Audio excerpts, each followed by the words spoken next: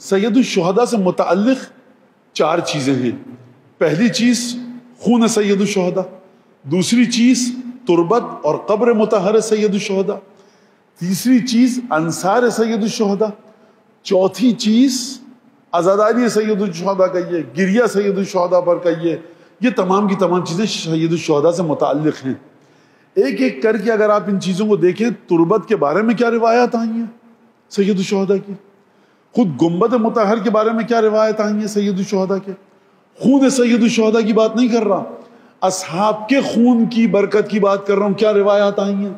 تربت کے بارے میں آپ نے سنا ہے کہ کیا روایات ہمارے پاس ہیں. سید الشہداء پر جو گریہ ہے اس کے بارے میں کیا روایات ہیں. ان 4 چیزوں کے بارے میں جو روایات ہیں، اگر آپ ان کو جوڑیں اور سمجھیں تو سمجھ میں آئے گا کہ اصحاب اتنے بامنزلت اور معرفت کس بنیاد پر ہوئے. حسین کے اصحاب ہیں. یہ قبر کی مٹی تو کربلا کی مٹی ہے. اس قبر میں کیا خاص بات ہے جو کربلا میں ہے. یہ حسین کی قبر ہے. آنسو تو صبح شام آپ روتے ہیں سرکار کسی بھی بات پر، حسین پر بہنے والے آنسو. اور میں آپ کو بات بتاؤں، 2 روایتیں آپ کے 8ویں امام اور ہمارے اور آپ کے 8ویں امام فرماتے ہیں ان کنت باکین، ریان ابن شبیب، مرو کا واقعہ خراسان میں داخل ہوا. ریان ابن شبیب سے کہا کہ اپنا شبیب، ان کنت باکین علی شیء فابکی علی الحسین، اے شبیب کے بیٹے اگر تمہیں کسی چیز پر رونا آ رہا ہے نا تو حسین کی نیت کر کے رو، حسین پر گریہ کرو.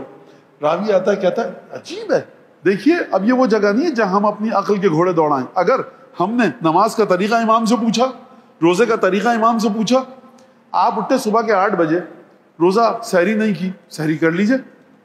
مولانا پھر کیا ہوگا، روزہ تو باطل ہو جائے گا. 8 بجے سحری کر لی نا، سحری کا وقت 4 بجے ختم ہو رہا تھا، تو 8 بجے سحری کیجئے، رات کو 11 بجے افطار کر لیجئے گا، وہی 14 گھنٹے 12 گھنٹے ہو گئے. مولانا کیسی بات کر رہے ہیں. کیوں بھائی، معصومین نے یہ نہیں بتایا ہے نا، تو ہر چیز معصومین سے پوچھتے ہیں، تو گریے میں آ کر پھر معصومین سے کیوں نہیں پوچھتے. گریے کو کیوں ہم اور آپ اپنے ناقص علم کے ذریعے تولتے ہیں. ایک گھونٹ جو آپ نے پیا. اب سید الشہداء کی ایک اور فضیلت. سید الشہداء کی کیا فضیلت ہے، بہرحال یہ تو نعوذ باللہ یہ تولنا سید الشہداء کو، لیکن میں سمجھانے کے لیے کہہ رہا ہوں. 6 امام کی روایت ہے، آپ کی نفس کی خواہش ہے، آپ کے نفس کی اشتہا ہے، آپ کی ہوا اور ہوس ہے. وہ کیا ہے، بھوک لگنا. آپ کی جسمانی خواہش ہے، لیکن نماز کے لیے جی مچل جائے، نوحہ سننے اور نوحہ پڑھنے کے لیے جی تڑپ جائے، تو یہ ایک اشتہا نفسانی نہیں ہے بھائی. یہ نفس چاہتا ہے، یہ روح چاہتی ہے. مولانا کئی دنوں سے مرثیہ نہیں سنا، آپ آ گئے ذرا کچھ نوحہ کچھ مصاحب پڑھ دیجئے، کچھ تھوڑی سی مجلس کرنی ہے گھر میں، کئی دن ہو گئے مصروفیت کی وجہ سے. یہ سب کیا ہے، یہ آپ کا قلب تڑپ رہا ہے مجلس سننے کے لیے، قلب تڑپ رہا ہے نماز پڑھ لوں 2 رکعت نافلہ، قلب تڑپ رہا ہے زیارت وارثہ، جی تڑپ رہا ہے پانی مل جائے کہیں سے. ان دونوں خواہشوں میں کوئی فرق ہے کہ نہیں ہے؟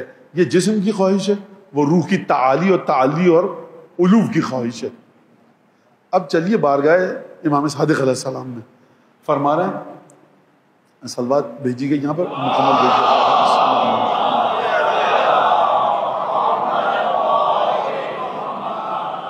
وہاں پر امام فرما رہے ہیں کہ وہ شہوانی خواہش، میرا جملہ، امام کا جملہ ابھی آغاز نہیں ہوا، وہ شہوانی خواہش، وہ نفس کی خواہش، وہ ہوا اور ہوس کہ جو حسین ابن علی سے جڑ جائے، وہ کون سی ہے، پانی پینا.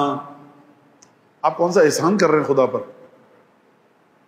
مت پیجئے، پانی مت پیجئے، چکرا کے گر جائیں گے، ڈی ہائیڈریشن ہو جائے گا. مت پیجئے پانی، آپ اپنی بقا کے لیے پانی پی رہے ہیں.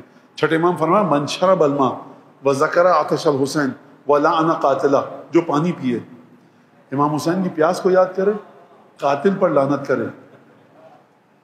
محى اللہ عنہ 1100 سیئہ، خدا اس کے 1 لاکھ گناہ معاف کرے گا.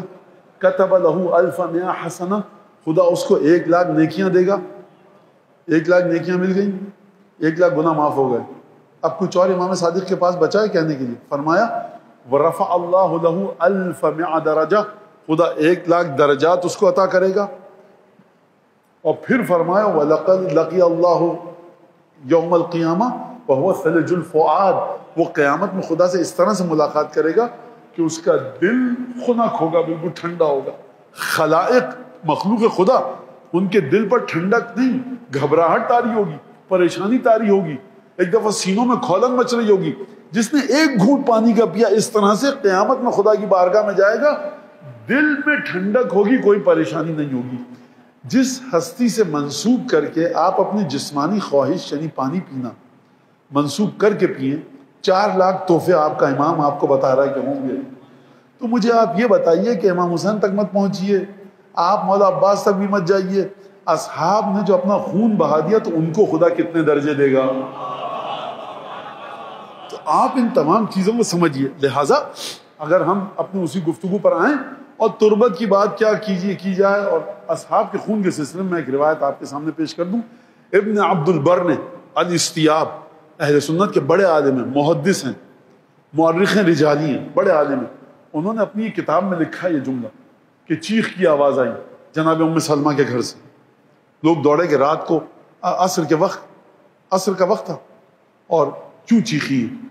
کہا کہ میری ابھی آنکھ لگی, میں نے رسول خدا کو دیکھا, اشعث و اغبر, بال بکھرے میں, سر پہ خاک ہے, ننگے سر ہیں, پیر میں نالین نہیں ہیں. میں ایک دفعہ گھبرا گئی, یا رسول اللہ یہ آپ کو کس حال میں دیکھ رہی ہیں؟ کہا کہ میں ابھی کربلا سے آیا ہوں, حسین کے اصحاب کا خون اس شیشی میں ہے, یہ لے کر عرش اولیٰ پر خدا کی بارگاہ میں جاؤں گا. خدا جبرائیل کو بھیج سکتا ہے, اسرائیل, اسرافیل, میکائیل کو بھیج سکتا ہے کہ سید الشہداء اور ان کے ساتھیوں کا خون لے کر ہماری بارگاہ میں آؤ. آخری نبی کے عالم خلقت میں رسول خدا سے بڑھ کر کوئی مخلوق نہیں ہے. اس ہستی کو بھیجا گیا اور یہ مولا حسین کا کرم دیکھیے, نانا آئے ہیں اپنے بیٹے کا خون لے کر جانے کے لیے, اصحاب کا خون بھی ساتھ میں لے کر جا رہے ہیں. تربت آپ کو پتا ہے کہ تربت کی کیا شان و شوکت ہے. روایت بڑی عجیب ہے کہ جب ملائکہ جو صبح اور غروب کے وقت, طلوع آفتاب اور غروب آفتاب کے وقت ملائکہ عالم غیب سے نازل ہوتے ہیں, اور اس کے بعد جب وہ پوچھتے ہیں حوروں سے ہم دنیا میں جا رہے ہیں تمہارے لیے کیا لے کر آئیں, حوریں کہتی ہیں اگر لا سکو تو تربت حسین ابن علی لے کر آنا. چھٹے امام سے پوچھا کہ ابن رسول اللہ تربت آپ کے جد کی میرے پاس ہے, وہ اثر جو آپ نے بتایا وہ نہیں ہوا. امام نے کہا جب تم لے کر نکلے تربت کو تو آداب کے مطابق لے کر نہیں نکلے, کھلی ہوئی تھی. ملائکہ, اجنہ اور دیگر غیبی مخلوقات نے اس میں سے اپنا حصہ نکال دیا. سب منتظر رہتے ہیں کہ کوئی تربت لے کر نکلے. روایت سنی آپ نے, اب تشریح سنیے. اجنہ کو اس امام باڑے میں کوئی آنے سے روک سکتا ہے؟ دروازے بند ہو تب بھی آ سکتے ہیں. لیکن یہ عجیب بات ہے, امام حسین کی تربت پر نہیں جا رہے. غور فرما رہے ہیں آپ, کیونکہ اس مقام تک پہنچنے کے کچھ خاص آداب ہیں. یہ جو جنات کو طاقت دی گئی ہے یہ حسین ابن علی کی طاقت کے مقابلے میں ہیچ ہے. لہٰذا میں ایک اور بات بتاؤں آپ کو, نجف میں کتنے مرجے ہیں اس وقت ہمارے؟ 3 یا 4 معروف مرجے. آپ ان سے پوچھیے جا کر, آپ تو جب چاہیں تالا کھلوا کر سرداب میں چلے جائیں. شدت ادب یہ ہے کہ یہ مراجع نہیں کرتے یہ کام.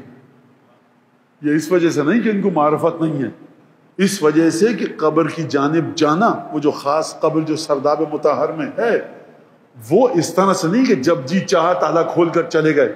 اس جگہ کا جو مقام ہے وہ اس مقام سے کہیں بلند ہے کہ جس ذریعے کی آپ زیارت کر کے آئیں. لہٰذا آپ ائمہ کی چیزوں کو احادیث اور روایات کے ذریعے سمجھنے کی کوشش کیجیے.